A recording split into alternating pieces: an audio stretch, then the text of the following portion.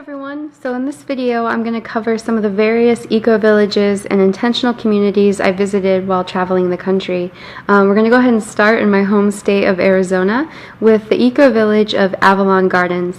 Now, Avalon Gardens is located south of Tucson on a 220-acre property.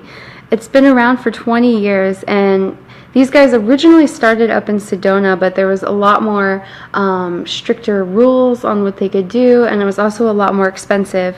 So they moved down to Tucson, and what I thought was pretty cool is they told me that they took almost all of the soil that they could with them that they'd been working on and developing. So I attended Avalon Gardens for a weekend gathering, and one of my things I was most impressed by was when I pulled off the freeway and went into the community was just how green and vibrant everything was. It did not feel like you were out in the middle of the desert. So that was really, really cool. They had greenhouses everywhere. They had gardens, these cute little eco-friendly homes. It was just amazing what they have done down there, and couldn't really believe what you can actually grow in the desert, you know, next to the Mexican border. It was really, really impressive.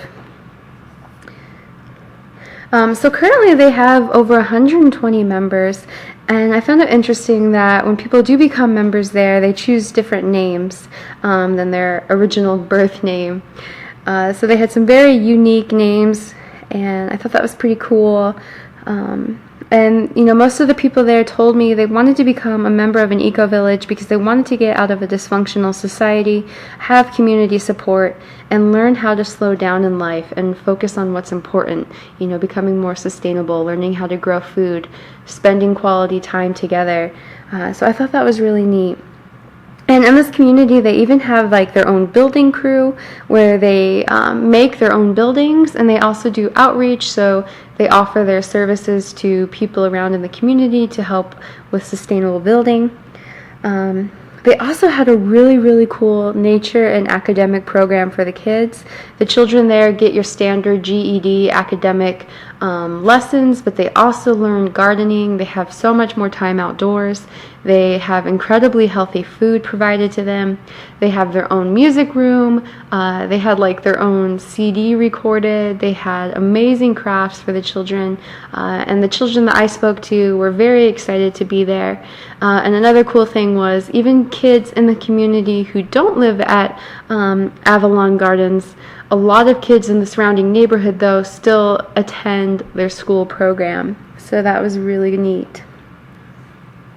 So this community receives a lot of its income support by hosting, you know, weekend events where they have celebrations. They have an amazing stage performance area on the property with this really beautiful pond behind it. So they have very talented musicians come. They have people who speak on enlightening subjects come and talk. They offer workshops. They also offer internships. And it was kind of nice for the festival that I attended. You know, they had an alcohol and drug-free policy, so it felt very safe there. It was incredibly clean. There was no trash. The food was great. It was really awesome. Now, there is an application process to be a part of the community. I believe there's a 3-week internship where you immerse yourself in the community. And I don't know exactly all what the application entails, but I was told, you know, they do have children that live in this community, so they are very careful with who they allow to move in, what your spiritual background is, or your reasons for wanting to be a part of the community. So the next place we went on this road trip was to the Llama Foundation, which is located just north of Taos, New Mexico. The Llama Foundation is one of the oldest intentional communities in the United States, and it originally formed in 1967. So 3 friends came together and they purchased the land with the intention of initiating a community. And the name Llama comes from the road that the property is actually on, not because it's associated with the Dalai Lama, but it is still a spiritual community that accepts all cultures and embracing the one God, one love mentality. So there was something pretty devastating that happened to the community in the early 90s, and for you astrology fans out there, this happened during the community's Saturn return.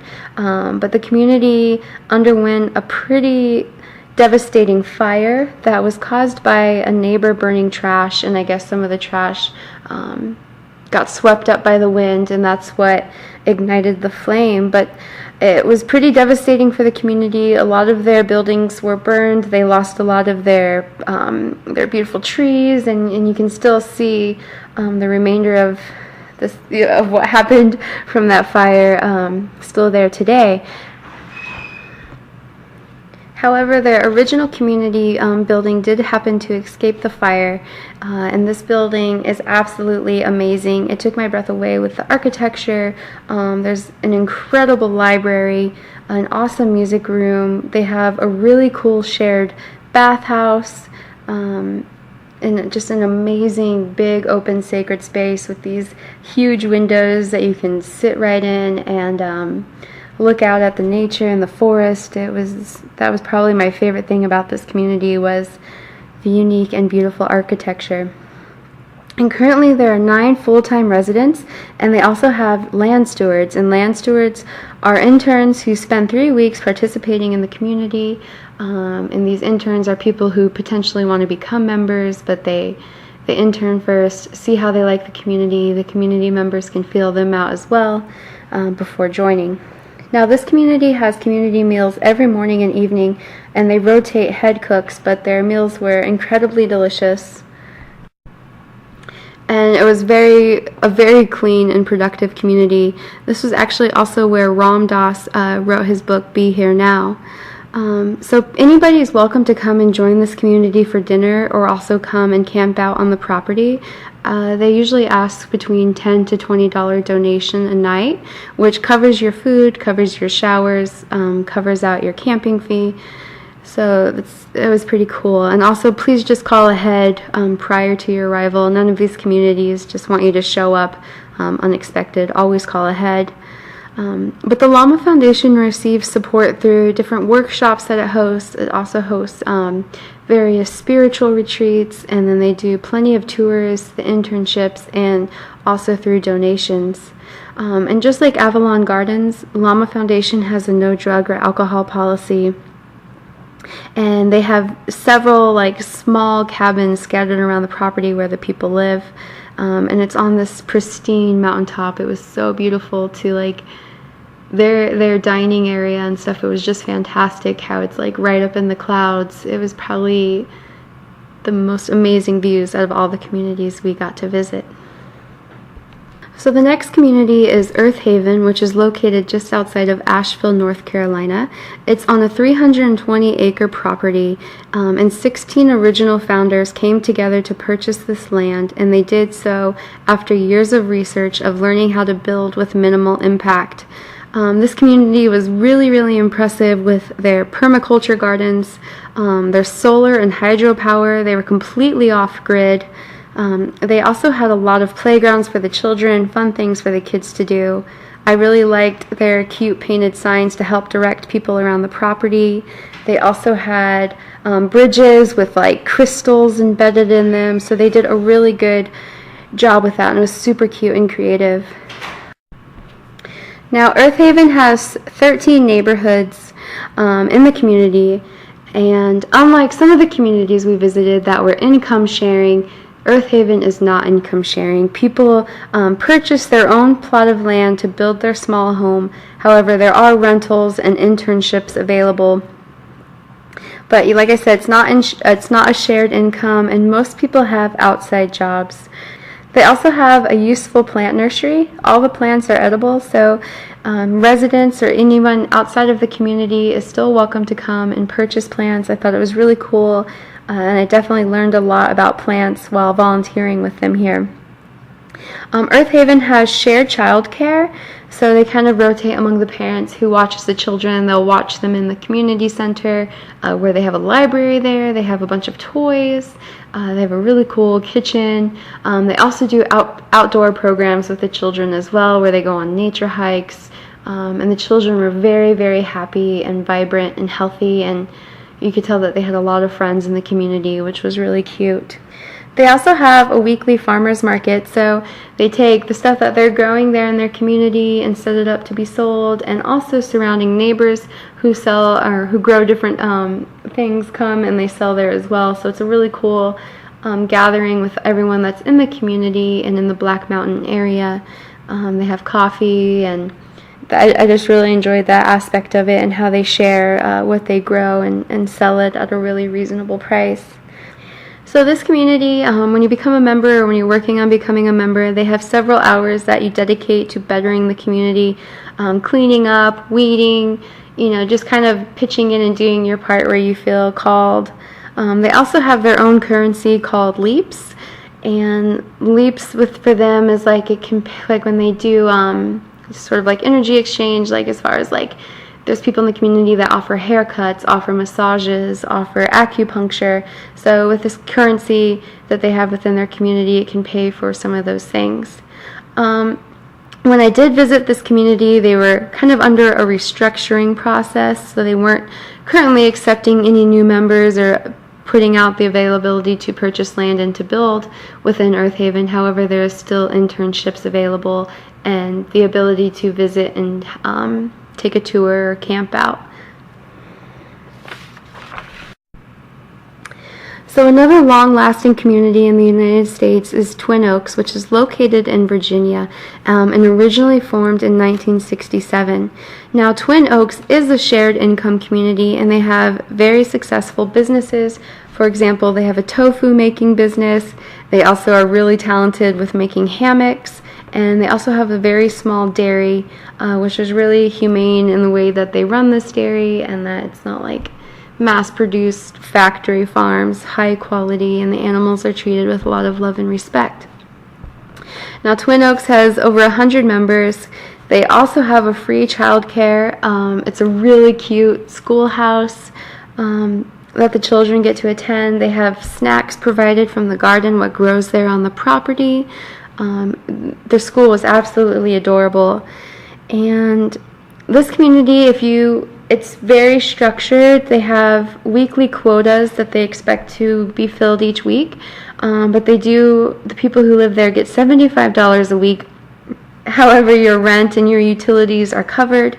You get to choose where you want to work. And everyone who lives there has their own room, even couples. They were saying, everyone has their own room just in the case something happens where somebody breaks up. People still have somewhere to go, and you're not just stuck in the same room with somebody that's no longer your boyfriend or girlfriend. Twin Oaks also had community cars, so people can sign one out, and people could tag along with people who are taking a trip into town, or they could request things to be brought back to them. They even had an on-site garage and mechanics available to fix any of the cars. Twin Oaks also had community lunch and dinner provided every day. They also rotate the cooks, but these communities seriously provide some of the most amazing meals I've ever had, and it's so fun because you just sit down with great down-to-earth people, and the food's fantastic, the conversations are fantastic. I think the mealtime was my favorite part about visiting these communities. And to join Twin Oaks, you also have to do an internship, and then they do this kind of cool thing where a potential member gets 1 hour to talk to the whole entire community and tell their life story. And then the members can ask questions to feel out their personality and get to know them better. And I could see how perhaps this might make people feel on the spot or nervous, but I thought it was a really cool and unique way to get to know somebody and seeing if you really want them in your community or not. Now, just 7 miles down the road from Twin Oaks is their sister community called Acorn. Now, Twin Oaks bought this land when Twin Oaks was outgrowing itself, which was about 22 years ago. Now, Acorn is on a smaller property, but they have a really cool large community house with an amazing kitchen. It's a much more laxed community than Twin Oaks, as in they don't have the strict weekly quotas to fulfill. People kind of get things done when they want to, so it's not as organized and it's not as productive, you could say. but it was still a really beautiful community. Acorn has its own successful seed exchange business, but like I said, like they may or may not have dinner made every night for everybody. There's just some differing things like that, but I honestly absolutely loved the people from this community so much. They were probably my favorite out of all the ones we visited. I just really enjoyed the conversations and how lovely everyone was. There was 25 members when we visited. They had a designated smoking area because they said that cigarette butts on the ground can change the way the plants germinate. But unlike the Llama Foundation or Avalon Gardens, Acorn did not have a drug or alcohol policy, so there was a bit more people drinking or smoking. It's not like it was anything to be weary of or uncomfortable about, but they did have that happen. In their community house, they have internet available to people. They had toys. They had a cool movie projector if you wanted to watch a movie at night. They had one wall with all these different cubby holes. So again, if you had a request from something you wanted from town, but you didn't necessarily want to go to town, you could put down your request, and then you could go find it in your cubby later on. I was told that the most popular items that people request are chocolate, ice cream, and tobacco.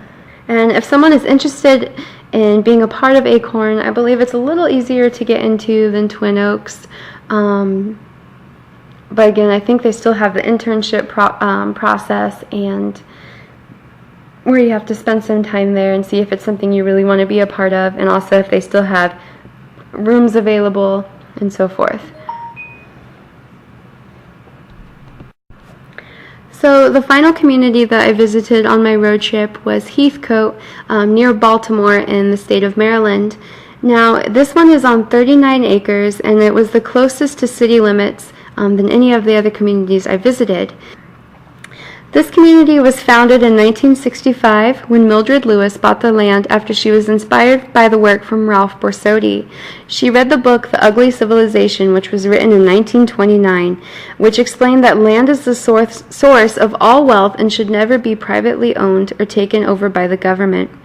Ralph Borsodi witnessed the Great Depression, and he saw humanity going down a dark road of materialism and choosing quantity over quality. In the book, he mentions that it's important to have land near an urban area to sell goods, or so that people can learn how to be close to the earth again. Mildred Lewis bought the land for that reason. However, Baltimore County now has some of the strictest zoning laws in the country, and if Mildred would have known that, she perhaps would have bought land elsewhere. Because of these zoning laws, Heathcote unfortunately has faced a lot of restriction on what they could do as far as hosting their workshops and their retreats. They were very, very successful at hosting permaculture classes, solar panels, how to build, all these amazing workshops that they were offering. However, a neighbor complained about the traffic that was coming in and out of there because of how successful they were with these programs. And because of that, even though they're on a 39-acre property and there were multiple buildings on this property, the property is only zoned for one house, and so that the buildings that they were using to house the guests that were coming to visit are no longer available. So for several years now, Heathcote has not been able to provide the workshops that they have been, which was pretty sad. But they have received quite a bit, nearly $50,000 in donations, and they are working with people to help them get rezoned and getting this taken care of. So Heathcote currently has 12 members, and most of them are retired. And I thought it was really cute because we sat down for a community dinner with them, and it was just really nice because I kind of felt like I was just sitting down with all of my grandparents, and it was really cool to see how they have one another for support. They're not eating alone at night. They have each other. They're working together to cook meals together. So I just thought that was really special and beautiful to see that side of community, where people aren't alone, especially our elderly. Community members here pay $100 a month for 8 years, and then you're paid off, and you're paying it to the School of Living Land Trust. Now, the School of Living is an organization that keeps communities like Heathcote protected from ever being developed or sold. And it will also help communities if they ever go into financial problems. So they helped pay off this community's tax debt in the 1980s. So it's, I think that's really interesting how you can put your community into the School of Living Land Trust to keep it protected from ever being bought or sold or developed. And like I said, they will help you if you ever get into financial issues. Alright guys, I hope you enjoyed this video and were inspired by some of the eco-villages you got to see that exist around the country. If you would like more information on these communities, then check out starseedstory.com. Part 1 and Part 2 from the Diary of a Starseed series are available now. It's an amazing true story that takes you on a wild adventure around the country and goes way more into detail than this video. So check them out and I hope you enjoy.